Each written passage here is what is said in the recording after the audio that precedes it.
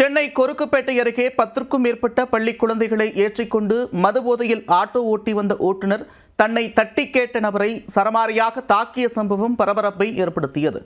பள்ளி குழந்தைகளை அம்போவன நடுரோட்டில் விட்டுவிட்டு தப்பியோடிய ஆட்டோ ஓட்டுநர் சிக்குவாரா? சென்னை தண்டையார்பேட்டை பகுதியைச் சேர்ந்தவர் வைரமுத்து. டாடா ஏஸ் ஓட்டுநரான இவர் வியாசர்வாடி பகுதியில் இருந்து தண்டையார்பேட்டைக்கு லோடு ஏற்றுவதற்காக வந்துள்ளார்.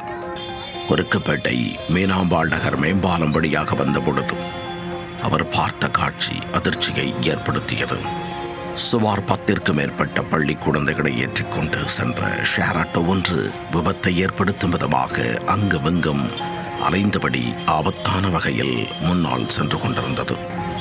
இதை பார்த்து அதிர்ச்சியடைந்த சரக்கு வாகன ஓட்டுநர் வைரமுத்து ஷேர் ஆட்டோவை துரத்திச் சென்று மடக்கி பிடித்துள்ளார்.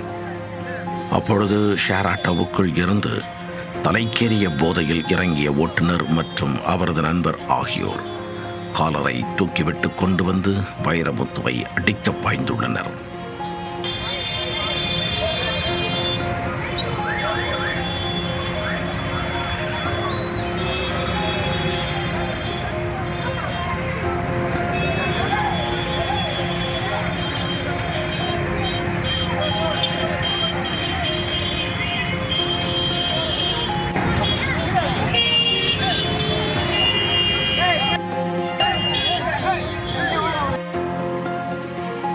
எங்களிடையே துரத்தி வந்து பிடிக்கிறாயா?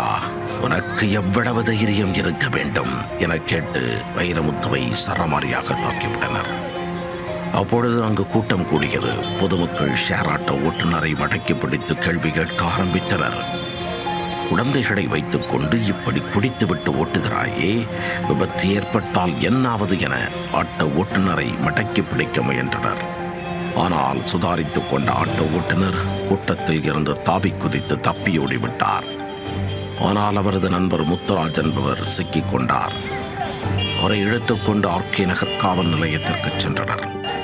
முத்துராஜாவிடம் போலீசார் நடத்திய விசாரணையில் ஆட்டோ ஓட்டுநரும் அவரும் மது அருந்தி இருப்பது தெரிய வந்தது. இதையடுத்து பள்ளி குழந்தைகளை அம்போவன நடுரோட்டில் விட்டுவிட்டு மதுபோதையில் தப்பி ஓடிய ஆட்டோ ஓட்டுநரை போலீசார் தேடி வருகின்றனர்.